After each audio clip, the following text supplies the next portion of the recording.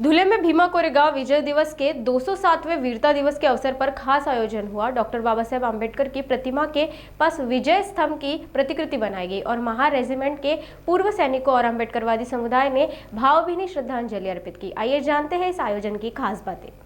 भीमा कोरेगांव विजय दिवस के मौके पर धुले में बाबा साहेब आम्बेडकर की प्रतिमा के पास विजय स्तंभ की प्रतिकृति बनाई गई। इस मौके पर महार रेजिमेंट के पूर्व सैनिक और अम्बेडकरवादी समुदाय ने श्रद्धांजलि अर्पित की। कार्यक्रम में वरिष्ठ दलित नेता दिलीप साल्वे, आनंद लोंधे, राज चौहान और संतोष जाधव जैसे कई प्रमुख चेहरे मौजूद थे। भीमराव बोरसे और अन्य पूर्व सैनिकों ने भी इस ऐतिहासिक दिन को सम्मान देते हुए इसे गौरवशाली पल बताया।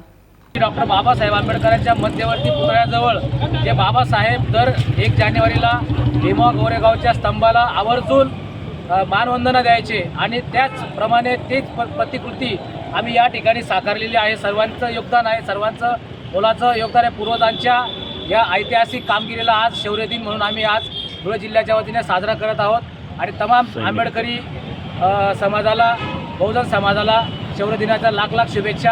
आज 1 जानेवारी 2025 भीमा कोरेगाव 207वा वर्धापन दिवस, विजय दिवस, उत्सव दिवस डॉक्टर बाबासाहेब आंबेडकर पुतळा मध्यवर्ती समितीच्या वतीने भीमा कोरेगाव शौर्य दिवस मोठ्या हर्ष आणि उल्हासात साजरा करण्यात आलेला आहे। या कार्यक्रमात सिद्धी माजी सैनिक सेवा संघ धुळे व नंदुरबार जिल्हा महारेजिमेंटचे माजी सैनिक ऑर्डनरी कप्तानपासून तर शिपाई रँकपर्यंत या ठिकाणी उपस्थित होते।